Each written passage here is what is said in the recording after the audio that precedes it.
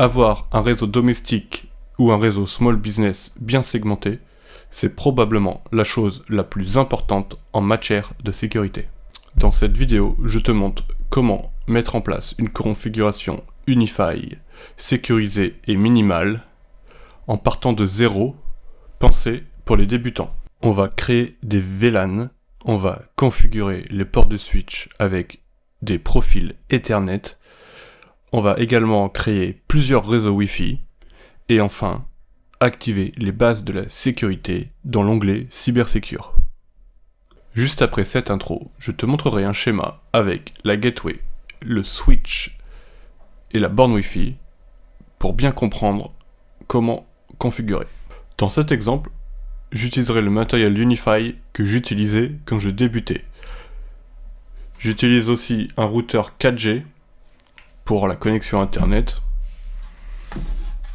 une gateway Unify pour tout ce qui est routeur, un switch en PoE, et enfin une borne Wi-Fi. Le tout contrôlé par ce Raspberry Pi avec le contrôleur réseau Unify installé dessus. La bonne nouvelle, c'est qu'aujourd'hui, la plupart du matériel Unify contient le contrôleur à l'intérieur. Donc je ne rentrerai pas dans le détail de l'installation de celui-ci. Et donc, voici notre schéma. En Internet Provider, on a le routeur en 4G qui est branché directement en Ethernet sur la gateway. La gateway est aussi branchée sur le switch.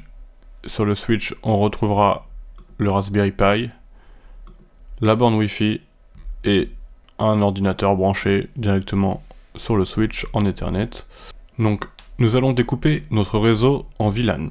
Un VLAN, c'est simplement un moyen de séparer ton réseau en plusieurs réseaux logiques, même en utilisant les mêmes câbles et le même matériel. Ceci pour améliorer la sécurité et l'organisation.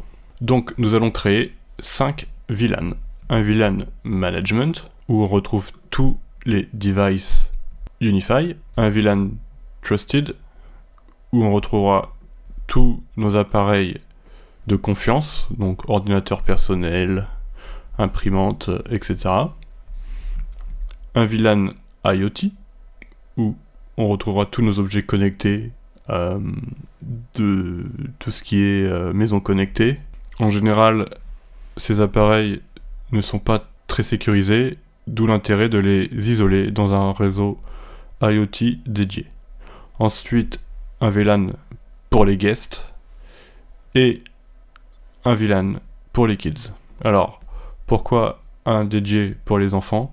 C'est simplement parce qu'on peut attribuer des règles comme limiter la vitesse d'internet et des règles restrictives par rapport au contenu qu'ils peuvent regarder. Ensuite, on créera 4 réseaux Wi-Fi, un pour les Trusted Devices en WPA3 car c'est plus sécurisé en activant les bandes 2,4, 5 GHz et pourquoi pas 6 si votre borne Wi-Fi est compatible. On créera un réseau dédié pour les objets connectés IoT qui sera lui en WPA2 et 2,4 GHz uniquement. Un réseau guest open bar avec le mode hotspot en 2,4 et 5 GHz. Vous pourrez activer une limitation de la bande passante et avoir un portail de connexion comme les réseaux hotspot que vous pouvez trouver à droite à gauche. Et enfin, on aura un réseau Wi-Fi dédié pour les enfants en WPA3 et 2,4 et 5 GHz comme le Trusted. Et maintenant, on passe à la configuration. On commence par le setup de base de Unify OS. Je donne un nom au contrôleur, puis je choisis de me connecter avec un compte Unify. Je vous conseille vraiment d'en créer un vous-même. Ça permet de bénéficier du Remote SAT Management et de gérer vos installations à distance, ce qui est super pratique. Je choisis ensuite de continuer sans backup. L'idée ici est de repartir complètement from scratch. Le contrôleur lance la création et une fois que c'est prêt, je clique sur Manage via unify.com. Ça me permet de gérer ce contrôleur directement depuis le Site Manager sans dépendre du réseau local. Je clique sur Control Pane et je fais en sorte de mettre à jour toutes les applications Unify afin d'être sur la dernière version. Ça prend un petit peu de temps. Donc on se retrouve maintenant sur le dashboard. L'étape suivante est l'adoption. Donc pour cela, je clique sur Unify Devices. On retrouve la liste de tous les appareils Unify. Et je clique sur Click to Adopt pour tous ces adoptés. J'attends que l'adoption se termine. Maintenant que tous mes appareils sont adoptés et à jour, je clique sur Settings et dans l'onglet Network, je renomme le default en Management. Je vais aussi en profiter pour changer la plage d'IP à 10.10.1.1 et je laisse les paramètres par défaut. Ensuite, je clique sur Settings et je crée mon premier VLAN pour les Trusted Devices. Je change la plage d'IP à 10.10.10.1 avec comme VLAN ID 10. Et j'applique les changements. Ensuite, nous allons créer le VLAN IoT pour les appareils connectés. Il aura pour ID 10.10.20.1 et l'ID 20. Je souhaite isoler le réseau parce que je n'ai pas envie que ces appareils puissent parler aux autres appareils de mon réseau LAN car ils sont souvent peu sécurisés. Je crée ensuite le VLAN Guest. Cette fois-ci, il aura comme ID 30, donc plage d'IP 30.1, VLAN ID 30. Cette fois, j'isole aussi. Pour les mêmes raisons, je n'ai pas envie que les invités puissent voir les autres appareils de mon réseau. Ensuite, je crée le VLAN Kids en 10.10.10.40.1, VLAN ID 40. Je vais aussi leur donner quelques limitations, donc aussi un réseau isolé. On peut aussi personnaliser les DNS, il faut le répéter pour chaque réseau, chaque VLAN. Donc ici j'utilise les DNS de Cloudflare pour des DNS plus sécurisés. Donc maintenant nous allons créer ce qu'on appelle les Ethernet Port Profile. On va créer un pour le management. Donc on le relie bien au VLAN management. Et on en crée un second pour le VLAN Trusted Devices qu'on va relier au VLAN Trusted.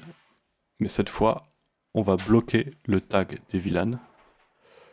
Bloquer le VLAN tagging empêche un appareil de choisir ou d'usurper un autre réseau, ce qui évite les attaques de type VLAN hopping et renforce l'isolation.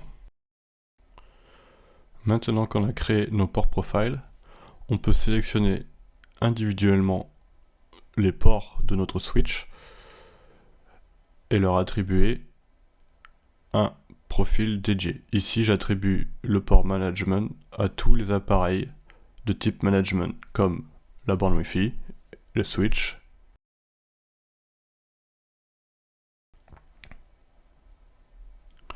je sélectionne ensuite les ports pour les appareils de confiance. Alors on pourrait attribuer le VLAN directement, mais je laisse sur management et je change plutôt le port profile à Trusted Devices. On passe ensuite à la configuration des réseaux Wi-Fi. Donc le réseau principal que j'appellerai Trusted pour les Trusted Devices. Donc protégé par un password, évidemment, et lié au VLAN Trusted. On peut aussi changer le Security Protocol à WPA3 pour plus de sécurité, mais attention, il se peut que certains appareils anciens ne soient pas compatibles. Donc à vous de voir. On crée ensuite le second réseau Wi-Fi pour les IoT devices, également protégé par mot de passe. On choisit le VLAN IoT et on clique sur l'onglet IoT pour ce qui est de l'optimisation. Ça va forcer le channel Wi-Fi à 2,4 GHz et le Security Protocol WPA2 qui est le plus compatible avec les IoT. Ensuite, avant de créer nos deux prochains réseaux, on va créer des profils de vitesse pour le réseau Guest ainsi que le réseau Kids afin de limiter la vitesse d'accès à Internet. On crée ensuite le Wi-Fi invité, Guest. On choisit l'optimisation Hotspot. Je choisis ensuite le profil Guest pour la vitesse du Wi-Fi. Et je peux constater que le Security Protocol est ouvert, ce qui correspond au hotspot puisqu'on se connecte sans mot de passe. Avec le VLAN Guest, les invités ne pourront pas accéder au réseau principal et donc l'accès reste sécurisé. Et surtout ne faites pas comme moi, n'oubliez pas de sélectionner Guest comme VLAN. Maintenant je crée le réseau Kids avec un mot de passe. Je fais bien attention à sélectionner le VLAN Kids. Je vérifie le protocole de sécurité, je le passe à WPA3 pour plus de sécurité. Et je choisis un profil de vitesse pour les enfants. Une chose intéressante qu'on peut faire avec le Wi-Fi, et en particulier celui des enfants, c'est de choisir des plages horaires. Ça permet de limiter l'accès au Wi-Fi à certains créneaux de la journée. On termine par l'onglet Cybersecure. Première chose, j'active le Content Filtering et j'applique à tous les VLAN. Ça permet de bloquer automatiquement certains contenus à risque sans configuration compliquée. J'active ensuite le Region Blocking. Ici par exemple je bloque les régions comme la Corée du Nord. Ce n'est pas une sécurité absolue mais ça réduit clairement la surface d'attaque. J'active aussi l'intrusion prévention pour l'ensemble des VLAN et je choisis Notify and Block. Donc Unify bloque les menaces détectées et m'envoie une notification. Pour finir, je laisse les valeurs par défaut sur l'Active Detection. Elles sont bien équilibrées pour un usage domestique ou small business sans trop de faux positifs. Et voilà, maintenant on a une base Unify propre, simple et sécurisée. Avec cette configuration, ton réseau est segmenté, facile à comprendre et bien plus sûr qu'un réseau à plat. L'objectif ici, ce n'était pas d'aller dans le détail du firewall, mais de te donner une base saine sur laquelle t'appuyer. Si cette vidéo t'a plu, pense à laisser un like et à t'abonner, ça aide beaucoup la chaîne. Et si tu veux aller plus loin, firewall, règles avancées ou autres, n'hésite pas à me le dire en commentaire. À la prochaine!